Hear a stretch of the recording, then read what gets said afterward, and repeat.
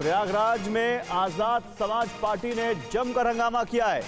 चंद्रशेखर आजाद को circuit house में रोके जाने पर हंगामा किया है। प्रयागराज के करछना में आजाद समाज पार्टी ने आजाद समाज पार्टी के कार्यकर्ताओं ने पत्थरबाजी की, तोड़फोड़ की, हिंसा की, गाड़ियों में तोड़फोड़ की, गाड़ियों को पलट दिया। उपद्रवियों ने मौके पर मौजूद कई गाड़ियों में तोड़फोड़ की। एसडीएम करछना की गाड़ी को भी नुकसान पहुंचा है। चंद्रशेखर आजाद को करछना के इटौसी गांव जाना था। इटौसी गांव में कुछ दिन पहले एक दलित युवक की हत्या हुई थी।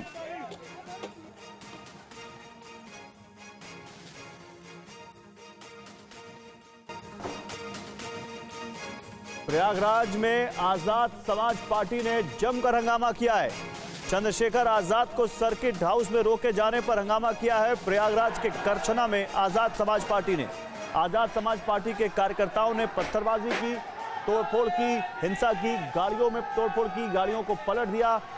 उपद्रवियों ने मौके पर मौजूद कई गाड़ियों में तोड़फोड़ की। एसडीएम करछना की गाड़ी को भी नुकसान पहुंचा है। चंद्रशेखर आजाद को करछना के इटौसी गांव जाना था। इटौसी गांव में कुछ दिन पहले एक दलित युवक की हत्या हुई थी।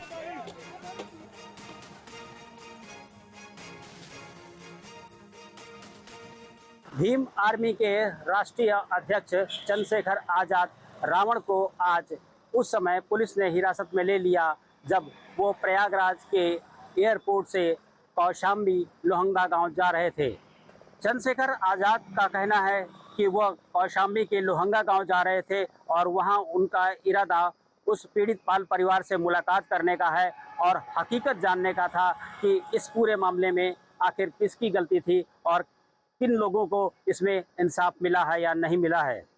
लेकिन पुलिस ने उन्हें वहां जाने से रोक दिया। इसके बाद वो सर्किट हाउस में अपने सभी कार्यकर्ताओं के साथ अनिश्चितकालीन धरना प्रदर्शन पर बैठ गए हैं। सबसे पहले यह सुनिए कि चंद्रशेखर आजाद का इस मामले में क्या कहना है। प्रयागराज के बराबर में कौशाम्बी जिले में पाल समाज की बच्ची के साथ जो अन्याय हुआ और उसमें जो पुलिसिया कार्रवाई, उस पर बहुत सारे सवाल खड़े हो रहे हैं। एक पक्ष कह रहा है कि हम पीड़ित हैं, दूसरा पक्ष कह रहा है कि हम पीड़ित हैं। ब्राह्मण समाज के लोग कह रहे हैं हम पीड़ित। अब ये पता जाके लगेगा मौके पे कि कौन पीड़ित। इसलिए मैं उन परिवार से मिलने के लिए पाल समाज के आया था, लेकिन पुलिस ने मुझे यहाँ रोक लिया और मुझसे कहा कि अभी लॉ एंड ऑर्डर की सिचुएशन अच्छी नहीं है, आप कुछ देर इंतजार कर लें, उसके बाद हम आपको जाने की इजाजत दे देंगे। मैं यहाँ इंतजार कर रहा हूँ पिछले 2.5 घंटे से, लगभग अब 2.5 घंटे होने को आए। मैं यहाँ इंतजार कर रहा हूँ कि मुझे वहाँ जाने की इजाजत मिले और मैं उस परिवारों की आवाज को उठा पाऊँ, मैं जान पाऊँ सत्य क्या है। इसी तरह करछना में जो अन्याय हुआ कि एक शेड्यूल कास्ट के व्यक्ति को जला के मार दिया, उस परिवार को न्याय मिले, उस परिवार के साथ जो डर भय का माहौल खत्म हो, उसके लिए मैं यहाँ हूँ। लेकिन अभी तक पुलिस ने कोई ठोस जवाब दिया। मैं कुछ देर और इंतजार करूंगा। अगर पुलिस ने जो वादा किया है कि हम आपको जाने देंगे या परिवार से मिलाएंगे, अगर पुलिस पे खरी उतरती तो फिर मैं कूच करूंगा, कौशाम्बी भी जाऊंगा और करछना थाने वाले परिवार से जाकर उनसे मिलूंगा, उनकी न्याय की लड़ाई को मजबूत करूंगा। आप धरने पे भी बैठे हैं, क्या कारण है? मैं इसीलिए बैठा हूं कि क्या उत्तर प्रदेश में कानून व्यवस्था इतनी कमजोर हो गई है कि एक सांसद अपने परिवार से नहीं मिल सकता है? क्या हो गया उत्तर प्रदेश में? हम इलाहाबाद में, जहां पूरे उत्तर प्रदेश के लोग आते हैं न्याय मांग रहे हैं, हम तो लंबे समय से मेरठ में हाईकोर्ट की बेंच की मांग को भी उठा रहे हैं। लेकिन इलाहाबाद में इसलिए मुझे तो रोका गया, अपराधियों क्यों रोका गया? 500-700 पुलिस लगा के क्यों रोकना चाहते हो? क्या एक परिवार से नहीं मिलने की छूट दे सकते हो आप लोग? तो मैं तो कह रहा हूँ मैं अकेला जाऊंगा, आपके साथ जाऊंगा, आप ले चलो, लेकिन मुझे मेरे परिवार से मिलाओ, मैं उनकी तकलीफों को जान दो। अभी उस माँ से मेरी बात हुई, जो बच्ची की माँ, उन्होंने कहा मेरी बच्ची की हालत आके देखिए, हमारी हालत आके देखिए, हम यहाँ डर के साए में, हमारी मदद कीजिए, हमारी आवाज उठाइए। तो पुलिस मुझे क्यों रोक रही है? क्या पुलिस किसी को छिपाना चाहती है? क्या पुलिस दबाव में काम कर रही है? मैं तो मानता हूँ पुलिस कभी दब नहीं सकती, लेकिन इस बात को जानना पड़ेगा कि सब क्या हो रहा है। मैं तो पुलिस का सबसे बड़ा हितैषी, सब जगह आवाज उठाता हूँ, पार्लियामेंट में भी आवाज उठाता हूँ, सड़क पे भी उठाता हूँ।